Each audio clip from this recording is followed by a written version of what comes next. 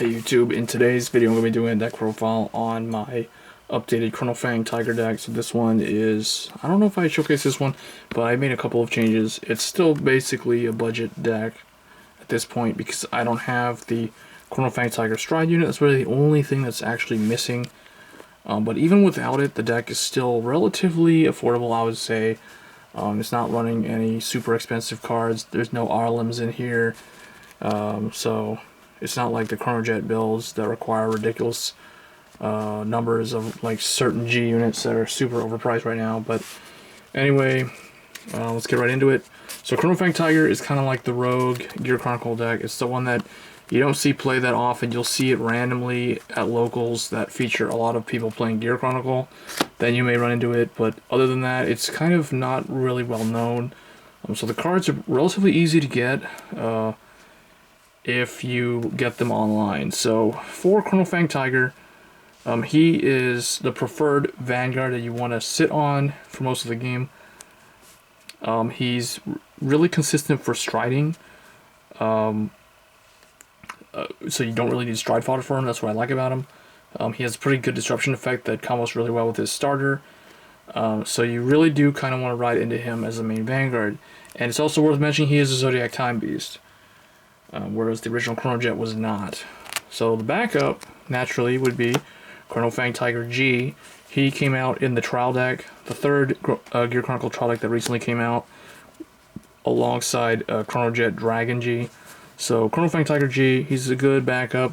If you have to ride him, it's not the end of the world, because he still has a Vanguard effect, and it doesn't have to hit to do that effect as well.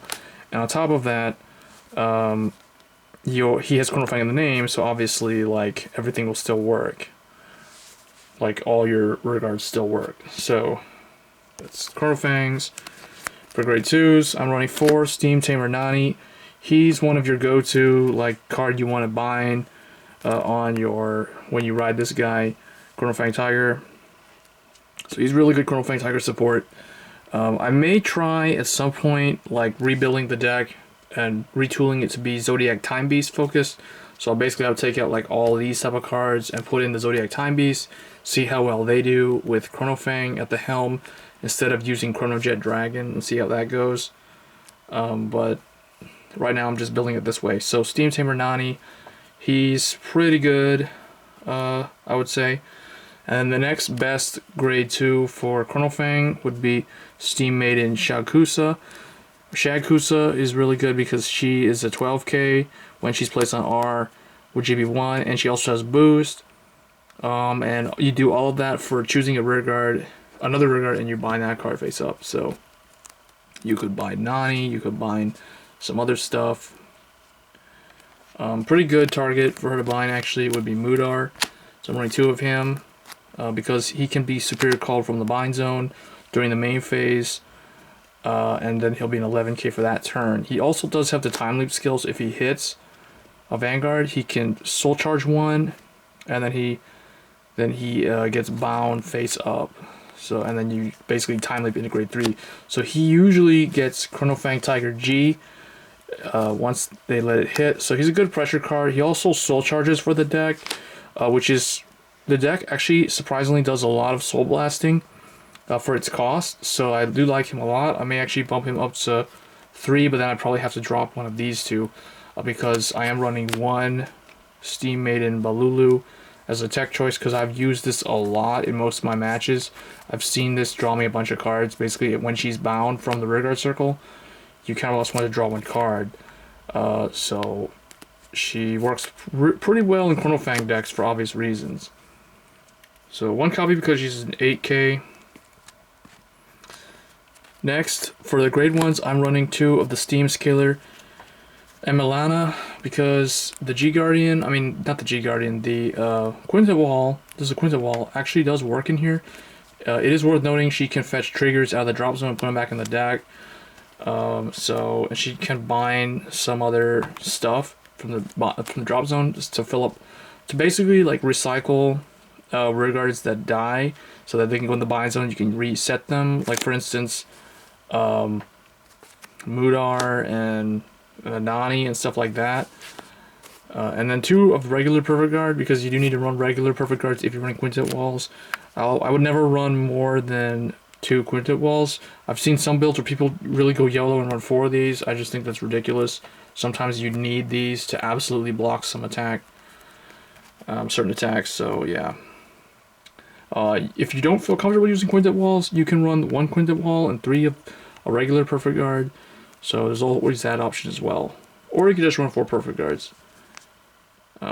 Next, 3 Steam Fighter Nenea. This is basically the Bruno of the deck. Every time something gets bound, whether it's your card or your opponent's card, he gets 4k power. So you buy something, he becomes 10k. You buy another thing, he becomes 14k, and so on. So pretty good at hitting big numbers. Next, for defensive capabilities, I am running 3 Steam Maiden Lucina Bell. She disrupts the opponent's field, basically when she is put in the bind zone. So when you bind her face up, you choose one of your opponent's grade 1 or less, and they send it to the bottom of their deck. So it doesn't use counterblast, and it's not too big of a deal binding your stuff because the deck plays that way. Next, 2 Steam Hunter Emabara. Because she's kind of like Mudar. You can call her from the bind zone, but she's GB1 restricted for that effect. When she does that, then she can choose one of the opponent's rear guards, sends it back into the deck, and then they get to call a -1 grade from that. So if you send back a 2, you get rid of Interceptor, they call out a 1. If you send back a 1, they call 0. If you send back a 0, like the starter, then they don't get anything. So pretty good. And last but not least, for grade 1s, I'm running 2 Steam Sniper Lishma. She came out in the trial deck with Chronofang Tiger G. She's not a Zodiac Time Beast, but she does fit in here. She's the only other card besides Mudar that has the Time Leap skill that I'm using in here. She can draw you cards as well, so I decided to try this card out. So that's the grade 1s. For the trigger lineup, I'm running 2 Steam Battler Urwater. It's ridiculous how good this card is in the Chronofang build. Highly recommend running 2 of it.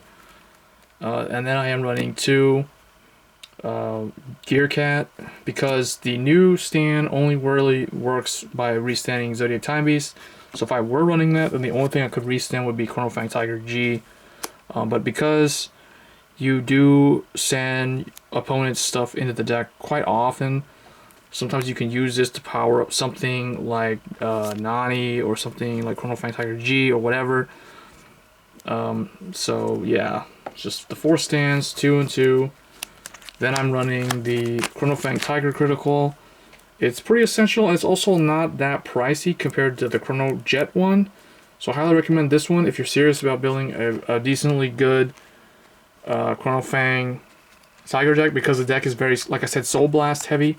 So this thing you can put in the Soul, give him 5k when he swings, and you draw a card to replace it.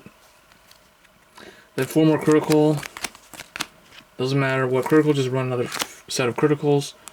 So 8 critical, 4 stand, and then 4 heal. And then the starter is Chrono Tiger, because he works really well if you ride Chronofang Tiger that turn. So he just adds a bunch of really good consistency to the deck. So it's main deck for stride units. 1 Metapulsar Huanlong. Huanlong is pretty good in here because you have a lot of bind targets to choose from, so you don't necessarily have to stride this first. But it doesn't require any persona flips or anything like that. Next, 1 Fiery March Colossus, because it can potentially Glory Maelstrom the opponent, making it just hard to block. Very good budget card. It's a rare. It's relatively easy to pull off the skill, so there's no reason not to run it in a budget-focused Gear Chronicle deck.